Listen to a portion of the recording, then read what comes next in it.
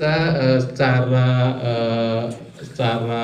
mencuat ataupun secara jelas gitu menunjukkan suatu progres, karena setiap 4 tahun ganti visi, setiap 4 tahun ganti visi begitu.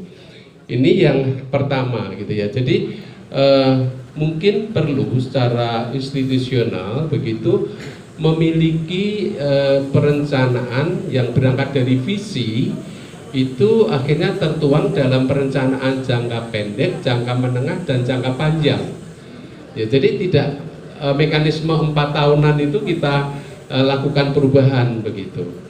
Sehingga visi kalau melihat sekarang kita start dari taruhlah saat ini begitu, ya kita akan membawa Poltekkes, Kemenkes Bengkulu dan Prodi Keperawatan ini itu dalam kurun waktu berapa lama itu akan, saat ini itu bukan lagi menuju global, kita sudah masuk ke globalisasi. Ya, jadi sekarang ini kita sudah berada dalam situasi globalisasi. Sehingga karena ini mungkin dirumuskan waktu lalu begitu ya, tahun 2020-an barangkali itu memang masih proses menuju, namun 2020 sudah global juga kita. Karena kita kurikulum 2018 itu sudah menyikapi adanya harmonisasi core kompetensi di tingkat ASEAN sebagai tindak lanjut dari MEA-nya gitu. Jadi itu kita di ASEAN itu sudah global begitu. Apalagi kita saat ini itu sudah jelas kita pada situasi global. Ya. Nah sekarang kita akan merumuskan ke depan itu, apakah hanya 5 tahun, kalau ini kan sangat pendek sekali kalau 2025 gitu ya. Kita tidak mungkin akan memperbaiki hanya untuk kurun waktu 2 tahun kan begitu. Kalau saya berpandangan seperti itu. Jadi pertama adalah perlunya cita-cita, ya cita-cita itu kalau dulu kan dalam pembangunan ketika era Pak Harto lalu gitu ada konsep yang baik gitu, repelita tiap 5 tahun, jadi 25 tahun itu akan menjadi negara Indonesia ini seperti apa gitu.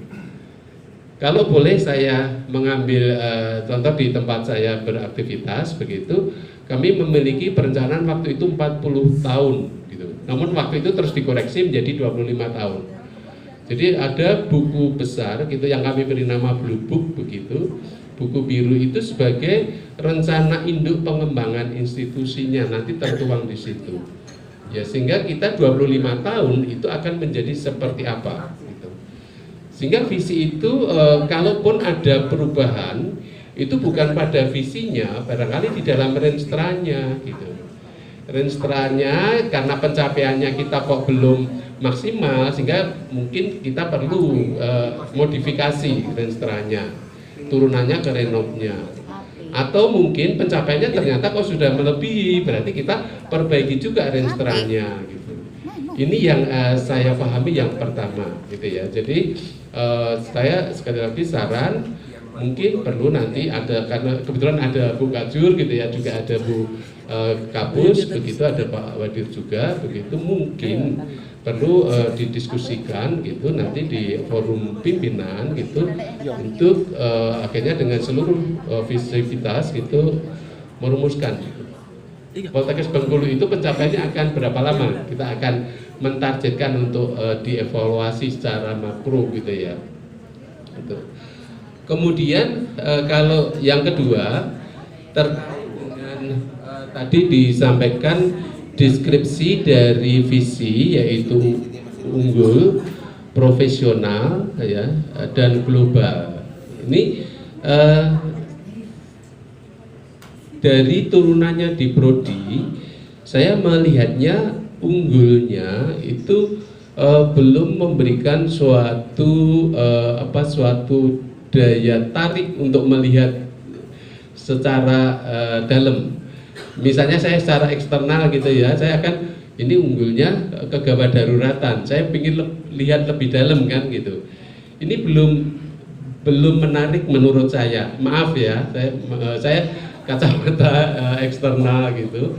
Kenapa? Karena gawat darurat itu sudah umum, sudah masalah nasional gitu. Makanya itu kita angkat dalam kurikulum nasional gitu. Manajemen bencana juga tadi disampaikan Pak Wadir, betul gitu. Itu adalah transformasi bidang kesehatan, salah satunya bencana. Kita sudah angkat itu di forum nasional gitu. Sehingga akhirnya orang kan tidak ingin tahu lebih dalam, kemudian ingin mempelajari lebih dalam di prodi ini gitu, barangkali kurang memberikan suatu struggle, tantangan gitu ya. Saya ingin tahu di sana apa ya yang perlu saya tahu lebih dalam gitu.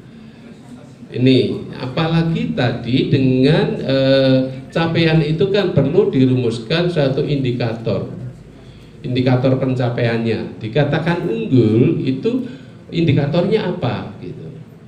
Kalau unggul kegawat daruratan dengan indikatornya adalah BTCRS, itu masih umum juga. Karena sekarang untuk masuk ke dunia kerja, perawat itu persyaratan BTCRS wajib gitu. Sekarang karyawan biasa aja harus BHD gitu. Untuk perawat BTCRS itu sudah wajib. Ini sehingga nanti barangkali kita perlu diskusi di situ yang lebih dalam, berangkat dari deskripsi unggul, kita akan menyatakan unggulnya menurut kita apa gitu. Saya memberikan saran unggul itu dilihat dari kearifan lokal yang ada di prodi Rejang Lebong khususnya gitu ya. Di sini masalah yang menarik apa gitu. Saya melihat dari satu bagian juga 6 pilar itu kan adalah pola penyakit begitu ya.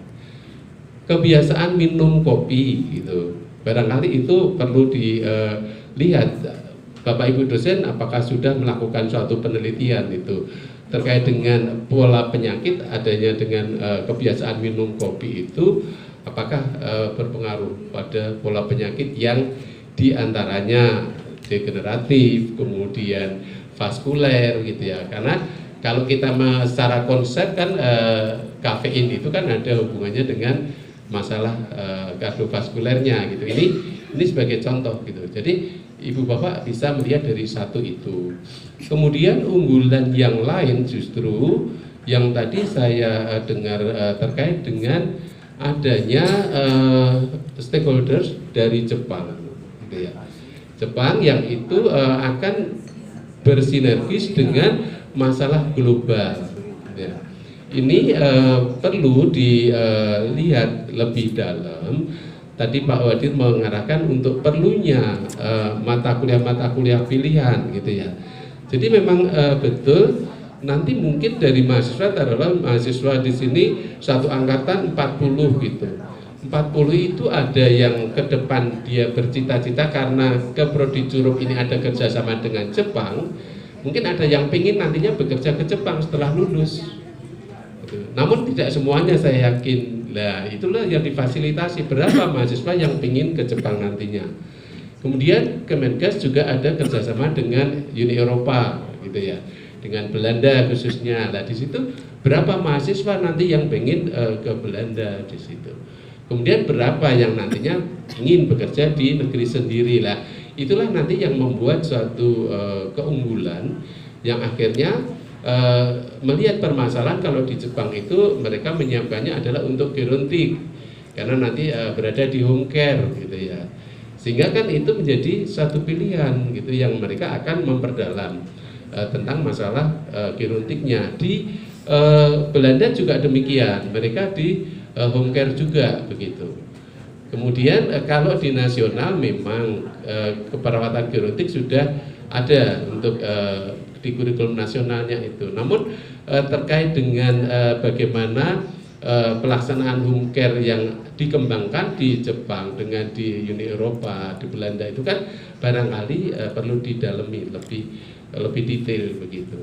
Sehingga nanti akan terlihat unggulnya Curup ini barangkali akan bisa dilihat sekilas dari statement yang ada di visi itu membuat orang itu tertarik yang pertama ya, jadi unggul itu deskripsinya unggul tentang apa begitu. Terus kemudian yang terkait dengan capaian tadi. Nah capaian itu ini 25 gitu ya. Ini nanti kan persepsi saya kita akan Kemenkes Poltekkes Bantul ini akan mengevaluasi nanti di 2025. Itu saat ini tentunya sudah memasuki paling tidak ke tahun ketiga atau keempat. Nah, itu capaiannya seberapa? Itu hasil evaluasinya sudah dilakukan atau belum?